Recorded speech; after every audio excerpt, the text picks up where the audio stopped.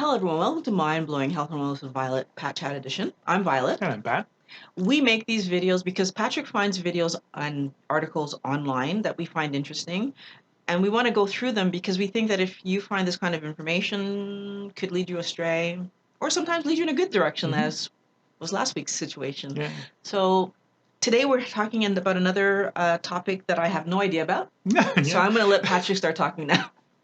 But like it's a somewhat positive, even though the title like says maybe the opposite. But like we're talking about six signs your keto obsession has spiraled into an eating disorder. So pushing keto a little bit too far. So there's another like I don't know if this is an psychological aspect. I don't know if there's an But underlying like dig at me coming here, but okay. We're gonna so I want to start with the definition of the word orthorexia. So it was first coined in 1998. Orthorexia is classified as a type of eating disorder alongside anorexia and bulimia, and includes symptoms of obsessive behaviors such as anxiety and stress in pursuit of a healthy diet. In this case, the keto diet. So six sign that you're maybe pushing it a little bit too far, and basically you're stressing yourself with your diet. Right? Okay. Okay. One sign is that all foods take a back seat, so you can eat your macros. So basically, you want to meet so much your macros that you're leaving a little bit like the whole food and the good food in favor of like bars and like all the those other food Okay, that so are maybe less basically the idea being that people who would eat a bar, or people that might, instead of eating a food, might have like, let's say, a keto coffee because of the amount of oh my god, I don't have my fats. the fats, Like, but also like the fact that there's not a lot of carbs. So right, like, so they're gonna have a keto coffee, and especially if they don't use any kind of cream, if they just use oil, then there's no carbs there, and so I'm kind of getting energy in without actually eating any food. yeah, but the thing is it like, my question would be, is it such a bad thing that you don't meet your number of grams of fat, for example, by 22 grams one day? That's more like the idea Well, of the, and then I'm gonna absolutely have to have a bulletproof coffee to absolutely meet that number of grams. well, but that's not the way I took that first one. I took it to mean, for example, that I'm trying to keep my grams of carbs low. So what I'm doing is I'm eating, like, let's say I might have my meat, and if I feel hungry later, instead of actually having some food, I'm just gonna have a bulletproof coffee. And so, like, I'm not actually giving myself any building blocks for my body, right? Like, I might have had a little bit of meat or a little, but like, I'm not really, if I have a bar, because the bar is having those perfect macros, but what's actually making up the bar is not the right kind of protein. So like, I'm trading correct macros for healthy building blocks to build me. And if you're doing that, yes, I would agree that that's not healthy. That's going to harm you in the long run. I have no problem with people using bars as a treat. I have no problem with people using coffees to make up the extra, but you still need food. You need real food. Yeah, I know. But like the idea is like, when it becomes so obsessive, or you become obsessive, but is it a big deal that you one day you don't meet exactly your It's not a right big number? deal if it's one day, but you need to understand they're talking about people who have an eating disorder, which means that this is not one day. This is every day they're doing this kind of behavior. So they're going for a bar, or they're going for a keto coffee, or they're going for like a fat bomb, overeating a piece of meat with some vegetables. That's what they're doing. And yes, that's very harmful. Don't do that. Please don't do that. That is actually very harmful, because now what you're doing is you're building your body on processed foods rather than building your body on whole foods. That's very dangerous. Another sign, so you are not eating enough, so you can meet your macros. So for example, like, let me see. Yeah, basically doing a calorie deficit, but like just to be able to meet your macros. So, for example, if you had your 20 grams of carbs because you had like this vegetable or that vegetable, Not eating for the rest of the day because you don't want to go over your carb. So basically, under eating so you meet your macros again because you attained your number of proteins or number of fats or number of carbs. So I would say that probably in the obsession to try to stick to the diet correctly, and I'm putting diet because that's what they're doing now, they're dieting. In their obsession to try to stick to the diet, what they're actually doing is misunderstanding the diet. So because if you're eating a vegetable that's taking up all of your carbs for the day and you haven't finished eating for the day, you're eating the wrong food. Yeah. And so like right away it makes me believe that you don't quite understand what you're doing. The problem is that I could see that happening to someone and they not have anorexia because it's about that one to me is more about misunderstanding what you're doing, right? Yeah. However, I will say that if on one particular day, so again, if it's all the time, yeah, you're in trouble. But if on one particular day, no, let me back up. What I would say is you shouldn't be even looking at calories. So again, you're not doing keto properly. If you're doing this and you're looking at calories, you're making some kind of error.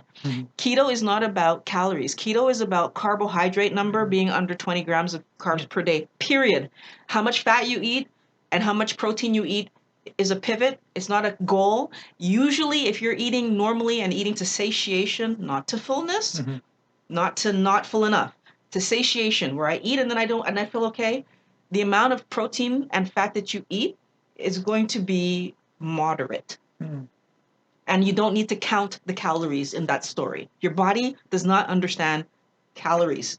It understands hungry versus not hungry. Yeah. Another sign, if like meals trigger anxiety, especially in social meetings, like social settings. Yeah. So like you, And it's not knowing all I'm like. saying is that for that specific one, I think that that's normal to all eating disorders. Yeah. And, if you actually have an eating disorder, then you're likely going to have that element. Is there something? In any case, what I want to add is like probably like 98% of restaurants have a Caesar salad on the menu. So just go out with your colleagues, with your friend, and have a Caesar salad, and you're gonna be fine. I mean, there's nothing like really to be anxious about. I Like, would say have a Caesar unless they salad. go to McDonald's, that's another story. But I would say have a Caesar salad with some meat. Yeah, with some meat. Yeah, chicken Caesar salad. Yeah. So there's nothing really to feel anxious. But it's not about that. Again, I'm going to back up for you because you're saying there's nothing to feel anxious. You can't tell someone what to feel anxious about. I feel like that particular example is not specific to this eating disorder. All the eating disorders have that as a symptom. So, they're putting it in there, and I'm just saying it's normal though. If you have an eating disorder, you are going to feel anxious when you eat food around people. That's what happens. And so, I don't really feel like that's keto specific. That's why I'm not really commenting on it. Okay. What about you obsessively think about keto? Like you're thinking about keto all the time, especially your next meal and what I'm gonna eat next and next and next day and next day, and like some people like stress about like your. Yeah, I think that what's interesting there is that at the beginning of a ketogenic lifestyle, I feel like most people might look like they're obsessing about what they're going to eat because they're worried, nervous, which is not anxious. It's just normal to be worried or nervous because you're trying to fit it in. I do feel, again, it's one of those situations where it's normal in any eating disorder that people behave that way about food. So bulimics and anorexics are constantly thinking about food as part of the disorder. So I would imagine in orthorexia, yes, it's going to be the same situation. However, I feel like in a keto situation, it could look like that because you do start off kind of wondering, like you said, I'm going to this restaurant. Oh my God, I hope they're going to have something. You know what? It takes months. I wouldn't say years. It takes months to get to the point where you just know you're going to go and you're going to find something, right? And, I will put it out there to even say that seasoned people who have done keto for years, the example I'm going to give you right now is very recently I watched an episode of Keto Savage, and he and his wife went out to eat and went to a restaurant, ordered a meal, and had to leave because everything on the menu, unbeknownst to them, had a sugary sauce on it. So even the best of us, it could happen, right? But it's like, I feel like for each person, you're going to take your decision. right? Have I ever gone to a restaurant, ordered something, and then found out there was I think what mine it was flour that was on it? Mm. Yeah, and you know what? I took a decision that day. Am I going to eat this? And then, like I pulled out my calculator, I looked it up, I put in all my numbers, and I was able to fit it in, so I did. But it doesn't mean that you're not going to find something. So I do think most people start there where they're worried. Well, how am I going to find? What am I going to eat? Da, da, da. You're going to go to a friend's house. Oh, they're going to have something for me. Da, da, da. Yeah, we all start there, but eventually you get comfortable and you get confident. And there's another little element that plays into the role that we don't always think about. Today, I can go somewhere, and if I really don't see anything on the menu that I want to eat, I just won't eat.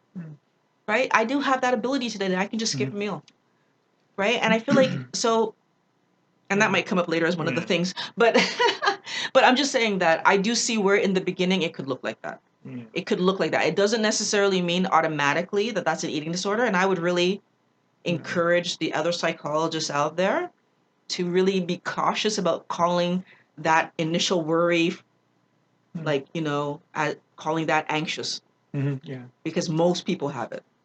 But what I would like to add to that, like, is a lot of, especially newcomers to the keto diet world, they do see keto as very complicated, and as a matter of fact, it's not at all. Like once you get to like knowing what you can eat, like you just have some basic stuff like in the kitchen, and you can just throw a salad, some eggs, and a piece of meat, or and you have a keto meal without being very very complicated and without being very long. So we already spoke about that. Don't try at the beginning to replace what you used to eat on the standard American diet. And I have a colleague at work that did that thing where it lasted like 2 days, because from the beginning he tried to replace the bagel he was eating in the morning, the bread he was eating at lunch, and since they were not, like, I think to a point where they tuned their recipes correctly, like it wasn't tasting good, but like they But did it's it not going wrong to taste. basically. But you have to also keep But it in mind that when you first try to replace, it's not going to yeah, taste it's good not good. because you're so used to what To the that tastes sweet. like that this is not going to taste right to you, and you're not going to want to eat it. Yeah.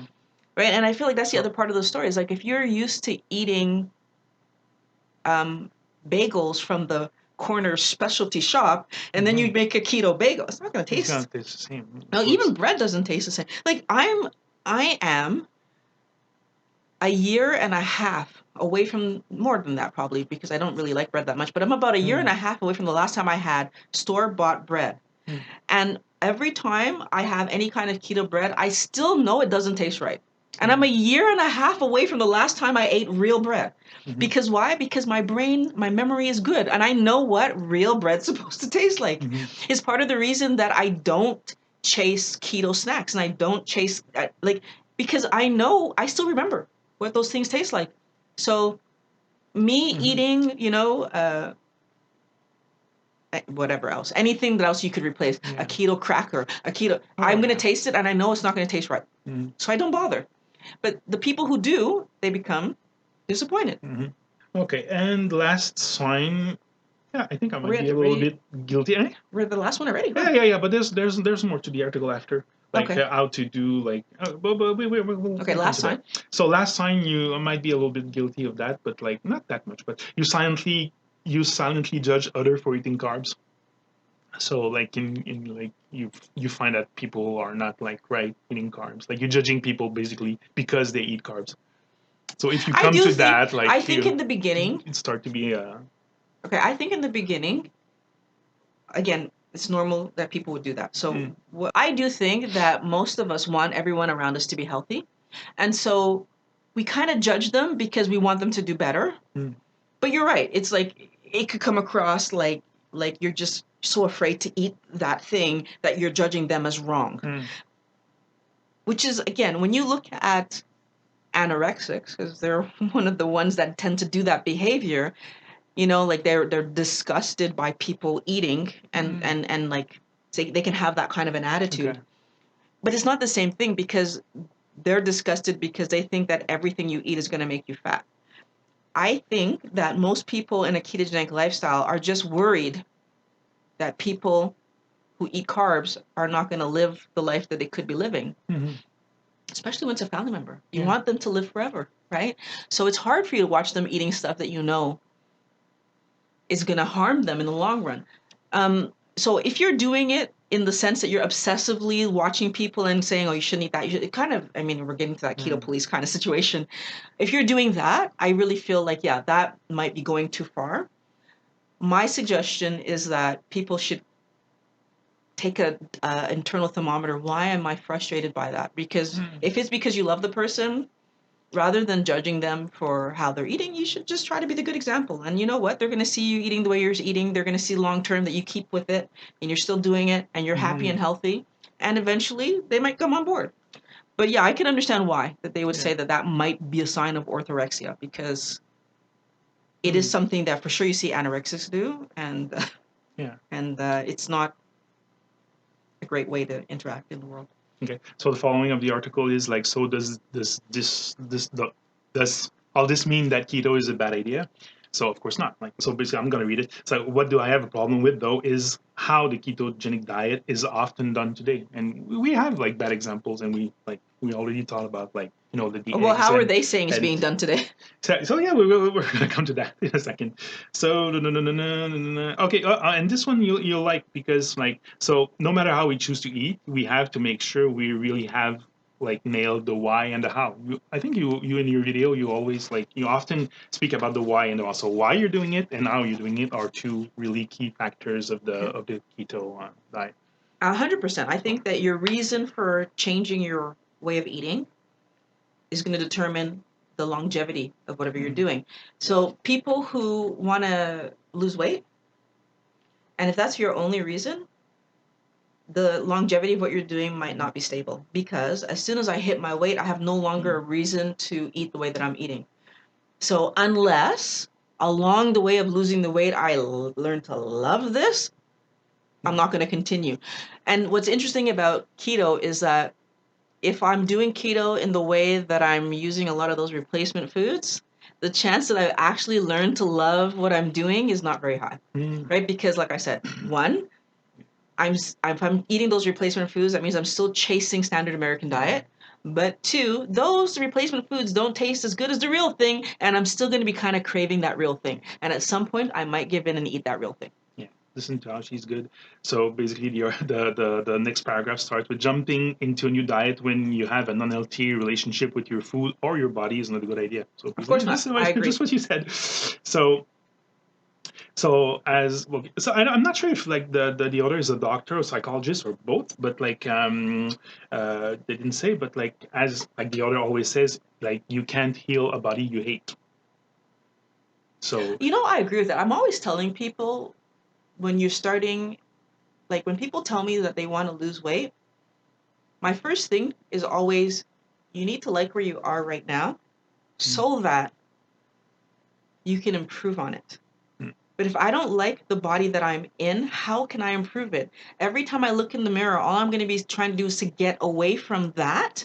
And of course, if my goal is negative, so I'm trying to get away from this body that I'm in, my negative emotions are going to show themselves. And where do they normally show themselves? In emotional eating. And so you end up in this trap where, because you hate your body, you end up eating things to make yourself feel better, and So your reasoning for going keto should not be to punish your body or to fix things you don't like, but rather it should ideally come from a place with love and desire, and to fuel your body with the right tools it needs to become like better. So you always like. Excellent. I love this, where this is going. Totally. So maybe we can put the link to the article like in the bottom there. So one of the main things you can do to help ensure your keto diet doesn't evolve into an obsession is this: shift your focus away from hitting specific macronutrients numbers like is the and tune in into how you feel. So I partially agree with that. So the thing that I feel like people would benefit from is allowing themselves to see that what makes keto work is taking your grams of carbs down to 20 or less. That's the only number that you need to be somewhat concerned about, in the sense that if I let my grams of carbs a little too high, I could potentially start burning carbs again instead of fat. everything else, like I said, is a pivot. If I just eat to satiation, so this is where I talk about where I agree with him, how you feel. I keep my carbs low and then I eat to satiation. So what's going to end up happening is that in order for me to do both those things, carbs low, eat to satiation, I'm going to start to realize that the vegetables and salads that I'm eating here alongside of healthy fat and protein is going to, so rather than rising this, which is what most people do, a low fat diet is a bunch of salad and like, right? Yeah. And a little bit of fat. But then we don't realize that these carbs is what's hurting us. What we do is that we keep our salad level, and you know what? You can eat so much salad and so much low glycemic vegetables. Like it's crazy to me how much you can actually eat and still be under 20 grams of carbs per day. Like when Dr. Berg tells you that you can eat 7 to 10 cups of vegetables and salad, he's not joking. You actually can if all of your carbs are coming from salad and vegetables, you actually can eat 7 to 10 cups and still be under 20 grams of carbs per day. So with that being said, the pivot becomes how much protein and fat am I eating? And so if I eat a normal amount, which means think back to before you started this diet, as long as you weren't being extremely small on the amount of protein that you were eating, if you're eating a normal amount for your body, and we can calculate that number, although again, it doesn't matter. But, you know, I always tell people, before I did keto, I ate 1 chicken leg for supper.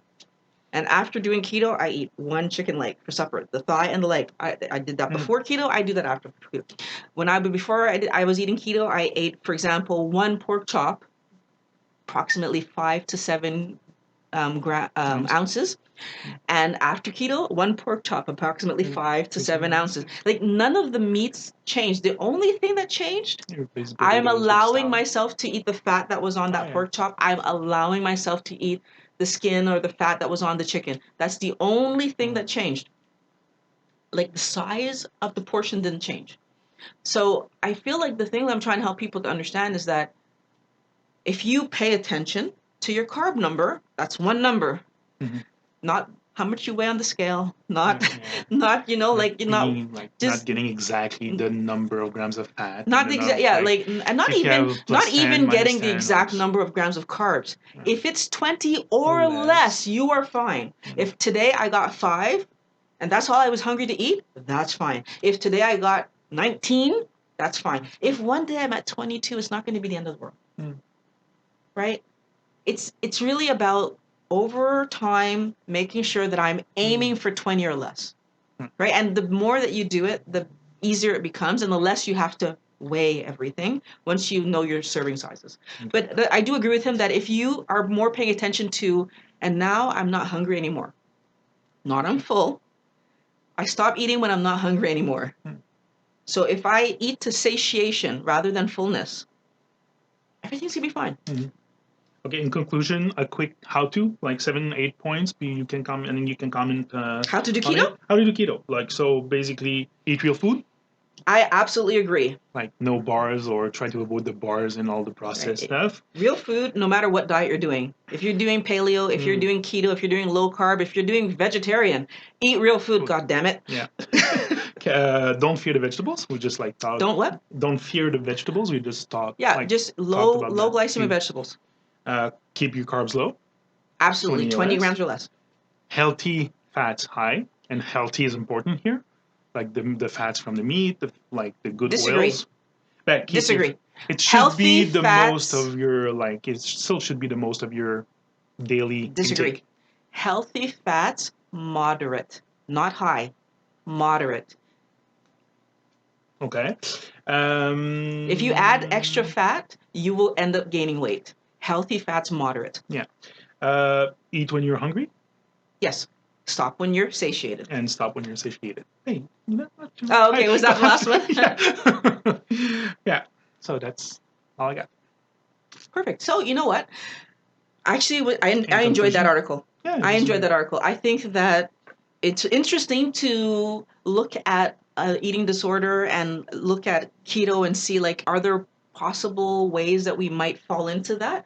I don't think people have to be worried about that though, because if you are coming into a ketogenic lifestyle without an eating disorder, you're not going to magically get an eating disorder because you're doing keto, that's for sure.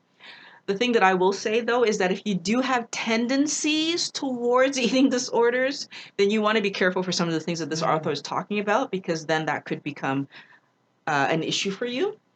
As with anything in life, for example, if you're the kind of person that's addicted to alcohol, the chances that you could become addicted to drugs, or could become addicted to food, or could become addicted to sex, like it's higher, because that indicates that you have an addictive personality. If I'm the kind of person that has disturbed eating tendencies, so right, like if my eating habits are towards eating disorder, then orthorexia might be something that I want to be more conscious of. That being said, a ketogenic lifestyle is a very healthy way to manage your weight, to manage your health. It's a simple way to. Like, I think we don't It say can that be enough. simple. It can be very simple if you use real food and just focus on keeping your carbohydrates low. It can be very simple. So I want everyone to do your research. I say this all the time. Do your research. Do keto in a very healthy way, and you're much more likely to have success. I feel like that was a great article. And what was the title? 6 signs your keto obsession is spiraled into an eating disorder. So it's a very interesting article. Thank you for finding that. It was very interesting. My pleasure. I want to thank everyone for watching Mind Blowing Health and Wellness with Violet, Pat Chat Edition. As I mentioned, I have a Patreon account now. If you'd like to go there, it's a possibility. Violet Rivera is the handle, so Patreon/Violet Rivera. If you'd like to contribute to the future videos, I'd appreciate that. Thank you for watching Mind Blowing Health and Wellness with Violet. Please subscribe if you haven't already subscribed, because we love making these videos for you guys, and we can't wait to talk to you in the next video. Thank you.